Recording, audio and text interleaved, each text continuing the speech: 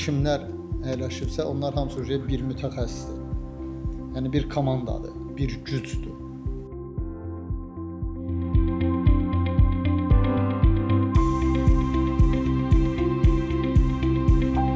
Bu şirkətin yaranmağında, bu şirkətin addımlamağında, bu şirkətin qabağa getməyində hərənin öz yeri var, hərənin öz mövqeyi var. Yəni kimsə düşünməsin ki, mən zəifəm, o birisi güclüdür. Yox.